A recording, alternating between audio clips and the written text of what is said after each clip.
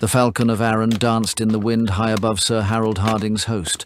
Lord Robin's standard was used as he personally commissioned this garrison en route to Riverrun. Sir Harold took no issue with the assignment, considering his frustration with Lord Robin. The betrothal to his daughter Alice Stone was negotiated long ago to appease the High Lords of the Vale. It has been long assumed that Lord Robin was not a true Arryn and fathered by Peter Baelish.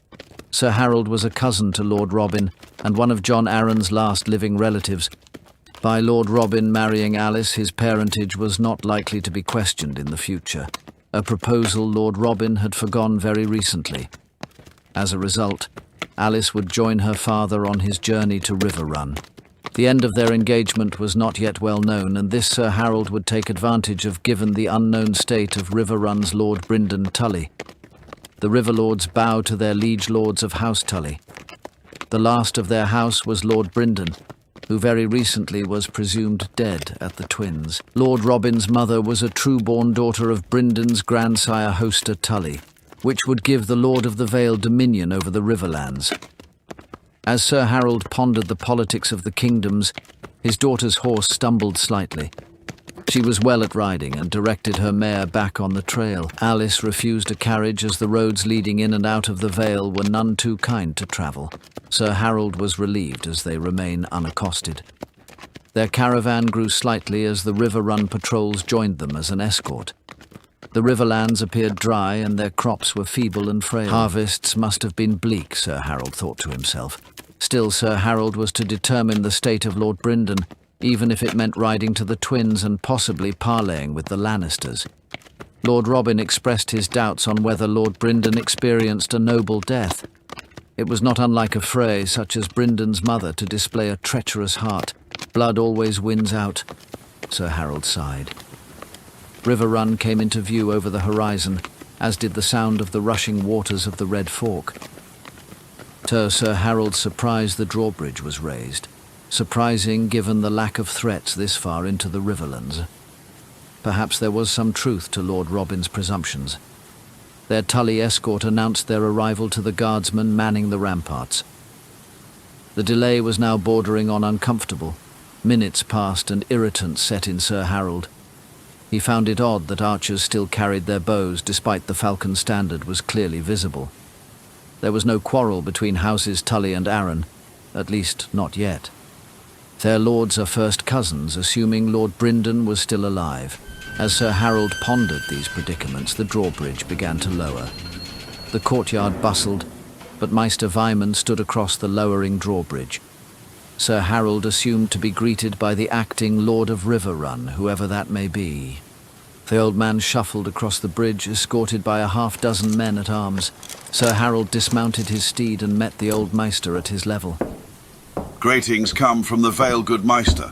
Lord Robin of House Arryn sent his regards, and has tasked me with delivering a message for the Lord of Riverrun. The Maester shifted his weight nervously before speaking. Welcome to Riverrun, my lord. I assume your travels were uneventful. Thankfully, they were less eventful than Lady Joanna Lannister's recent travels.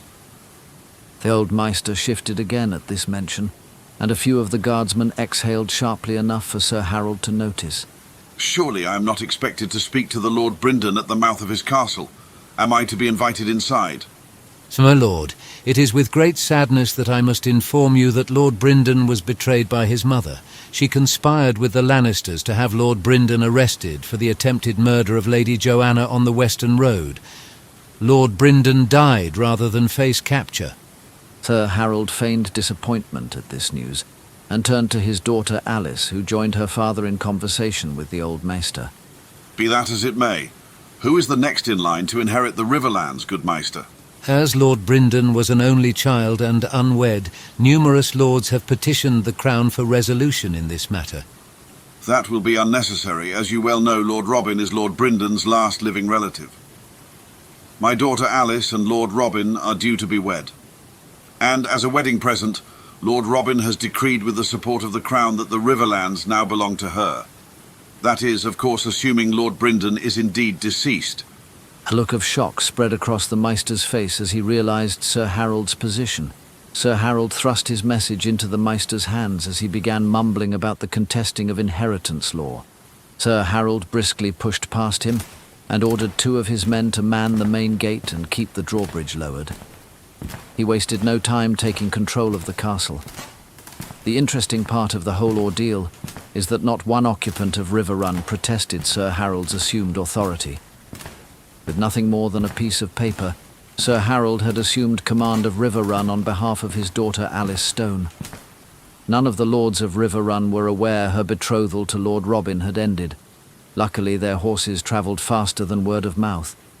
Good sir, if we were to invite you into the Lord's chamber, would you be inclined to accept? The Maester offered. Sir Harold assumed to know the reason for a private audience, and for that reason he ordered his daughter to remain behind with his guard. Sir Harold accepted, with his sword strapped to his side. He was escorted alone to the Lord's chamber, where he was offered wine and a buffet fit for a king. The offerings did not deter him from the issue at hand, the control of the Riverlands. Without surprise, Lord Brynden entered the dining hall without fanfare or announcement. Lord Robin had been correct. A noble death had escaped the newly christened Lord of the Riverlands. Lord Brynden, the rumours of your demise were ill-founded. I had hoped to remain deceased for a while longer. It seems Lord Robin was more than enthused about my death than even I could have anticipated. Lord Brynden admitted with a bitter tone in his voice. Unlikely, my lord. House Arryn was simply concerned with the inheritance of the Riverlands. I'm sure Lord Robin will be relieved to find his cousin is alive and well. Perhaps he would, but I have my doubts. Lord Brynden finished with a bitter tone. I am told by Maester Vyman that you carry a message from my cousin, Lord Robin. Indeed I do, my lord. We have braved the mountain clans as well as a fruitless trek as the realm remains in a severe famine.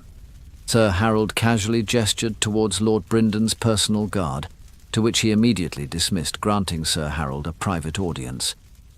Sir Harold then handed the rolled parchment bearing the blue falcon seal of House Arryn.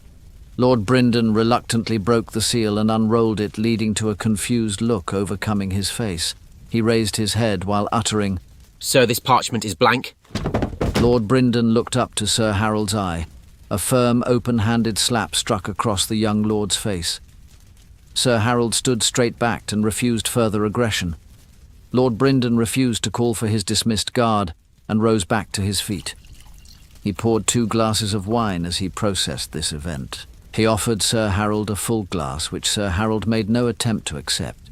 Lord Brynden took notice of his slight eye-roll, to which he grasped the offered goblet and took a heavy gulp, proving it was not poisoned. No words had been spoken since the assault, and eventually Lord Brynden broke the silence. Please inform Lord Robin his message had been heard, but I failed to see its purpose. Lord Robin assumed as much. He found your alleged actions against the Hand's daughter to be premature as well as reckless. Now the Riverlands finds itself divided. Numerous lords have declared for your mother, and Riverrun has remained silent thus far. I control the Riverlands. Lord Brynden shouted. Sir Harold thought him to be impersonating a spoiled child. He played the part convincingly.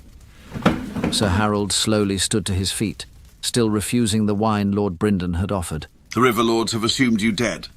The Riverlands are a rudderless ship since Lord Edmure's death.